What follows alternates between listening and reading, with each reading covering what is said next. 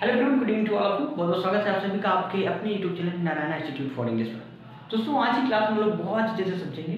इसके पहले वाली क्लास में हमने क्या समझा था? हमने समझा था कि हम असर्टिव सेंटेंस, ठीक, असर्टिव अफर्मेटिव सेंटेंसेस को इंट्रोगेटिव नेगेटिव सेंटेंसेस में चेंज करते थे। अब ठीक उसी का उल्टा है। इन जो रूल्स हमने पढ़ा था उसी का उल्टा रूल है ये। तो पहले वाले वीडियो को पहले देख लीजिए ताकि ये वाली क्लास अच्छे से समझ में आ सके, ठीक है। अब जो भी रूल था सेम उसी का उल्टा। हम उसमें क्या करते थे? असर्टिव अफर्मेटिव को इंट्रोगेटिव नेगेटिव में चेंज कर देते थे। अब यहाँ पर इंट्रोगेटिव नेगेटिव को असर्टिव अफर्मेटिव में चेंज करेंगे, ठीक। तो बहुत ही ध्यान से समझेंगे ऐसी क्लास को, तो पूरा फोकस्ड होकर पढ़िए। तो भैया, अगर आप यूपी बोर्ड के स्टूडेंट्स और कर रहे हैं यूपी बोर्ड एग्जाम 2023 की तैयारी, तो तुरंत कर लीजिए चैनल को सब्सक्राइब ताकि आप भी इंग्लिश के सब्जेक्ट में 95 प्लस मार्क्स पा सकें। दोस्तों, ये शुरू करते हैं Shikshantar class. Let's start the video. Friends, यहाँ पर ध्यान दीजिएगा। देखिए यहाँ पर इंट्रोगेटिव वाक्य को असर्टिव में बदलना। अब इंट्रोगेटिव वाक्य यहाँ पर देखिए, रूल फर्स्ट, यदि इंट्रोगेटिव वाक्य अफर्मेटिव है तो उसे असर्टिव बनाने के साथ साथ नेगेटिव भी बनाया जाएगा। अब यहाँ पर देखते हैं, इज मैन इमोर्टल। मोर्टल माने क्या होता है? मरणशील, और इमोर्टल माने अमर, ठीक है। तो इज मैन यानी क्या मनुष्य है अमर? नहीं नहीं नहीं, मनुष्य अमर नहीं है, ठीक है। यानी क्या मनुष्य अमर है? तो ये क्या है हमारा? Interrogative affirmative. इसे अपन लोग चेंज करेंगे किसमें?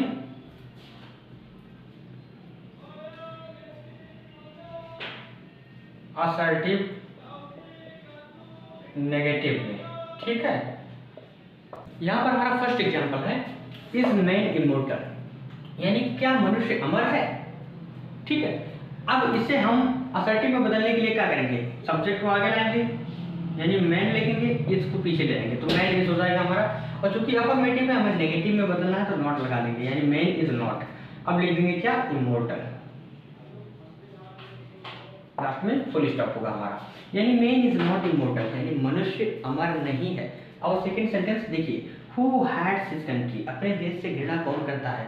तो याद करिए पिछले रूल्स को, जब नोबडी नो पर्सन या नन होता था वहां पर हम हु से शुरुआत करते थे। तो यहाँ पर हु आ गया है तो हम शुरुआत नोबडी नन या नो पर्सन से कर देंगे, ठीक है। तो हु से अगर हु लगा है तो नोबडी से शुरुआत कर देंगे, तो नोबडी छाप लीजिए, हैट्स हिज कंट्री, ये हमारा अफर्मेटिव में हो गया और साथ ही साथ नेगेटिव में भी हो गया, क्योंकि नोबडी हमारा नेगेटिव है। यानी कौन अपने देश से घृणा करता है? कोई अपने देश से घृणा नहीं करता है, ठीक है। यानी अर्थ नहीं चेंज हुआ है। Third sentence, did you ever go there? Did you ever go there, क्या तुम कभी वहां गए हो? तो यहाँ पर देखिए, एवर को हम कर देंगे नेवर में चेंज, ठीक है। तो यू को हम लिखेंगे यहाँ पर। अब चूंकि नेवर में चेंज किया तो गो का सेकेंड फॉर्म वेंट हो जाएगा, तो यू वेंट, यानी यू नेवर पहले हम लिखेंगे, you never went there, last में फिनिश स्टॉप। देखिए, इसे हमें अफर्मेटिव में बदलना है। सेंटेंस हमारा है नेगेटिव। असर्टिव में बदलने के लिए हम क्या करेंगे? सबसे पहले सब्जेक्ट लिखेंगे, फिर नेवर का उपयोग करेंगे, फिर वॉक और फिर देयर, यानी यू नेवर वेंट देयर, तुम वहां कभी नहीं गए हो। क्या तुम वहां गए हो? तुम वहां कभी नहीं गए हो, ठीक, यानी अर्थ नहीं चेंज हुआ। तो डियर फ्रेंड्स, ये था आपका रूल फर्स्ट, जिसके 3 एग्जाम्पल को हम लोगों ने समझा, ठीक है, कि अगर हु से सेंटेंस की शुरुआत हो और अगर उसे हमें असर्टिव नेगेटिव में बदलना है तो नोबडी नो पर्सन या नन का प्रयोग कर लेंगे हु के स्थान पर। अगर नेवर लगा है तो नेवर का प्रयोग करेंगे। इस प्रकार का सेंटेंस है, यानी उसे हमें असर्टिव से यानी इंट्रोगेटिव से असर्टिव में बदलना है तो सबसे पहले सब्जेक्ट लिखेंगे, फिर अपने वर्ब को लिखेंगे। और यदि हम उसे इंट्रोगेटिव में बदलना चाहते हैं तो हेल्पिंग वर्ब को उठाकर आगे कर दिया, हमारा इंट्रोगेटिव हो गया। क्लियर? ये समझते हैं रूल नंबर सेकंड को। डिफरेंट समझते हैं अपने रूल नंबर सेकंड को। यहाँ पर ध्यान दीजिएगा, यदि इंट्रोगेटिव वाक्य हु से आरंभ हो रहा है और अफर्मेटिव है, देखिए यहाँ पर हु से आरंभ हो रहा है और कहीं पर आपको नेगेटिव दिख रहा है, नहीं, अफर्मेटिव है। तो यदि इंट्रोगेटिव वाक्य हु से आरंभ हो रहा है और अफर्मेटिव है तो असर्टिव बनाने के समय, ठीक है, इंट्रोगेटिव से असर्टिव जब हम बनाएंगे तो नोबडी, ठीक, नन या नो पर्सन हु के स्थान पर प्रयोग करेंगे, ठीक है। और यदि व्हाट है, देखिए व्हाट से आरंभ हो रहा है तो उसे हम नथिंग से आरंभ करेंगे। आइए करते हैं सेंटेंस को ट्रांसफॉर्म। देखिए हमारा फर्स्ट सेंटेंस है, हु इज परफेक्टली हैप्पी, यानी कौन पूर्णतया खुश है, यानी कोई खुश नहीं है भैया, ठीक, सब दुखी हैं। तो कौन पूर्णतया खुश है, मतलब हु के स्थान पर नोबडी कर दीजिए या नो पर्सन कर दीजिए या नन कर दीजिए, ठीक है। तो nobody is perfectly happy. Clear? ये हमारा क्या हो गया? असर्टिव नेगेटिव वाक्य, ठीक। यहाँ पर देखिए what is useless in this world. What is useless यानी क्या अनुपयोगी है इन दिस वर्ल्ड, यानी संसार में क्या अनुपयोगी है, यानी सब कुछ उपयोगी है। यानी व्हाट की जगह पर क्या हो गया? नथिंग, पूरा छाप दीजिए ऐसे, is useless in this world, ठीक है।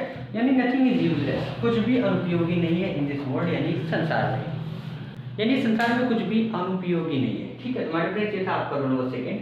अगर हु आता है तो उसकी शुरुआत हम नोबडी, नो पर्सन या नन से करेंगे, और अगर व्हाट आता है तो शुरुआत नथिंग से करेंगे, ठीक है। ये हमारा इंट्रोगेटिव का होता है, असर्टिव में बदल देंगे। क्लियर? अब आइए समझते हैं अपने रोल नंबर थर्ड को। डिफरेंस रोल नंबर थर्ड यहाँ पर समझते हैं। देखिए यदि इंट्रोगेटिव वाक्य हु से आरंभ हो रहा है, ठीक, और नेगेटिव है, ठीक, इसके पहले वाला जो रूल था इसी प्रकार था, लेकिन वहां पर क्या होता था? हु से प्रारंभ होने वाला सेंटेंस अफर्मेटिव होता था, लेकिन यहाँ पर नेगेटिव है, ठीक है। यानी इंट्रोगेटिव वाक्य हु से आरंभ हो रहा है और नेगेटिव है, तो असर्टिव में उसे एवरीवन, एवरी पर्सन या एवरीबॉडी से आरंभ किया जाता है। और यदि इंट्रोगेटिव वाक्य व्हाट से आरंभ किया गया है, ठीक है, और वह भी नेगेटिव ही है, तो एवरीथिंग से प्रारंभ किया जाएगा। अगर यही हमारा नेगेटिव के स्थान पर अफर्मेटिव हो जाए, ठीक है, तो हम यहाँ से नोबडी, नो पर्सन या फिर नन के सेंटेंस की शुरुआत करेंगे, ठीक है, जैसा कि हम लोगों ने पढ़ा। अब यहाँ पर समझते हैं हु से आरंभ हो रहा है, तो चाहे एवरीवन या एवरी पर्सन या एवरीबॉडी, तीनों में से किसी से भी हम सेंटेंस की शुरुआत कर सकते हैं। देखिए हमारा फर्स्ट एग्जांपल है हु डज नॉट स्लीप, यानी कौन नहीं सोता है। तो सभी सोते हैं भाई, सभी सोते हैं, यानी हु के स्थान पर क्या करेंगे हम? एवरीवन या फिर एवरीबॉडी या फिर एवरी पर्सन, तीनों में से किसी का भी प्रयोग कर लेंगे, यानी एवरीवन। अब नॉट को हटा देंगे तो स्लीप्स हो जाएगा हमारा, ठीक, यानी एवरीवन स्लीप्स, सभी लोग सोते हैं। व्हाट इज यूजफुल, तो व्हाट से अगर शुरुआत हो रहा है तो हम एवरीथिंग का प्रयोग करेंगे। तो व्हाट इज यूजफुल, क्या उपयोगी है? सब कुछ उपयोगी है, यानी एवरीथिंग इज यूजफुल, ठीक है। यहाँ पर लग गया फुल स्टॉप। तो हमारे फ्रेंड्स इस प्रकार के सेंटेंस अगर आपको आए तो इसी प्रकार ट्रांसफॉर्म करना है। ये था आपका रोल नंबर थर्ड। आइए समझते हैं रोल नंबर फोर्थ को। हमारे फ्रेंड्स समझते हैं यहाँ पर रोल नंबर फोर्थ को। यहाँ पर देखिए भैया, यदि इंट्रोगेटिव वाक्य हाउ से आरंभ हो रहा है, ठीक है, और अफर्मेटिव है, तो असर्टिव बनाने के साथ साथ हाउ हटा दिया जाता है और वाक्य में इन नो वे का प्रयोग कर दिया जाता है। यहाँ पर समझते हैं, हमारा एग्जाम्पल नंबर फर्स्ट है how can we become immortal, यानी हाउ कैन वी बिकम, हम कैसे बन सकते हैं इमोर्टल यानी अमर, ठीक है, हम कैसे अमर बन सकते हैं, हम कैसे अमर हो सकते हैं। तो यहाँ पर हम क्या करेंगे? सबसे पहले, ठीक है, हाउ को देंगे हटा। अब ये हमारा क्या है? इंट्रोगेटिव है, तो इसे हम पहले असर्टिव बनाएंगे। असर्टिव बनाने के लिए सब्जेक्ट को हम सबसे पहले लिखेंगे, फिर कैन का प्रयोग करेंगे, अब बिकम इमोर्टल लिखेंगे, यानी we can become immortal.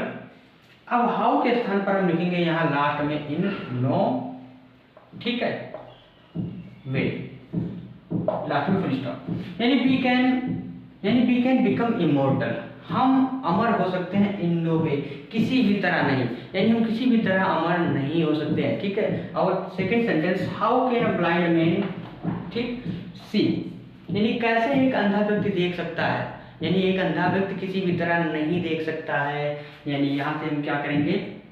How को हटा देंगे। अब ब्लाइंड मैन हमारा सब्जेक्ट है, इसे आगे लिखेंगे, यानी अ ब्लाइंड मैन, अब यहाँ पर कैन का प्रयोग करेंगे, अब यहाँ लिखेंगे सी, यानी अ ब्लाइंड मैन कैन सी, एक अंधा व्यक्ति देख सकता है। अब हाउ को हटाया है, उसके स्थान पर यहाँ पर लास्ट में लिखेंगे इन नो वे, ठीक है, यानी a blind man can see in no way, यानी एक अंधा व्यक्ति किसी भी तरह देख नहीं सकता, ठीक है मेरे फ्रेंड्स। तो आपका रूल क्या कह रहा था कि यदि इंट्रोगेटिव वाक्य हाउ से आरंभ हो रहा है और अफर्मेटिव है, तो उसे असर्टिव बनाने के समय हाउ हटा दिया जाता है और वाक्य में इन नो वे का प्रयोग कर दिया जाता है। अब इन नो वे का प्रयोग लास्ट में अंत में होता है, ठीक है, जिसका मतलब होता है किसी भी तरह नहीं। आइए समझते हैं अपने फिफ्थ रूल को। डिफरेंस हम लोग समझते हैं अपने नेक्स्ट रूल को। यहाँ पर देखिए, यदि इंट्रोगेटिव वाक्य हॉट 2 से आरंभ हो रहा है तो हॉट को हटा दिया जाएगा और वाक्य में it does not matter much दो का प्रयोग किया जाता है। यानी इसके पहले वाली क्लास में हम लोगों ने जो रूल पढ़ा था ठीक उसी का उल्टा।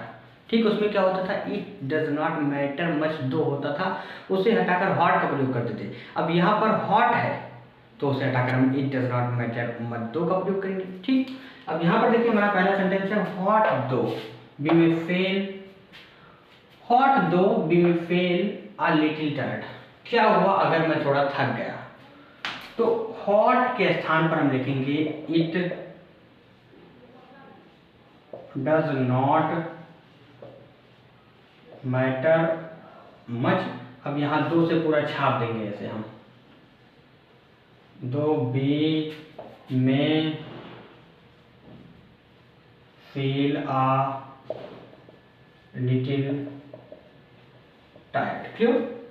यहाँ पर देखिए सेकंड सेंटेंस हॉट दो ही हैपन टू बी लेट। क्या हुआ अगर वह लेट हो गया, ठीक है, तो हॉट को हटाएंगे, यहाँ पर हम लिखेंगे it does not matter much though, पूरा छाप दीजिए यहाँ से, he happened to be late, he happened to be late. यानी it does not matter much, यानी कोई ज्यादा फर्क नहीं पड़ता कि वह लेट हो गया। ठीक है मेरे फ्रेंड्स, तो ये था आपका रूल ऑफ इट कि यदि इंट्रोगेटिव वाक्य हॉट दो से आरंभ हो रहा है तो हॉट को हटा दिया जाएगा और उसके स्थान पर it does not matter much दो का प्रयोग किया जाएगा। ठीक है, तो आप लोग अच्छे से समझ चुके होंगे। आइए समझते हैं अपने नेक्स्ट एंड लास्ट रूल को। मेरे फ्रेंड्स, आज की क्लास का लास्ट रूल यहाँ पर समझते हैं। रूल नंबर 6, यदि इंट्रोगेटिव वाक्य व्हेन से आरंभ हो रहा है और अफर्मेटिव है। देखिए यहाँ पर व्हेन से इसकी शुरुआत हो रहा है इंट्रोगेटिव वाक्य की और ये हमारा अफर्मेटिव है। ठीक है, तो उसे असर्टिव बनाने के लिए ठीक नेवर का प्रयोग करके नेगेटिव बनाना पड़ेगा। तो यहाँ पर हमारा सेंटेंस जो है इंट्रोगेटिव है, पहले इसे असर्टिव बनाने के लिए क्या करेंगे, क्वेश्चन वर्ड को हटा देंगे, तो व्हेन को हटा दिया। ये कैन हमारा हेल्पिंग वर्ब है, इसे हम पीछे करेंगे, सब्जेक्ट को आगे करेंगे, तो when can their glory fade, यानी उसकी महिमा ठीक कैसे धूमिल हो सकती है या कैसे मुरझा सकती है।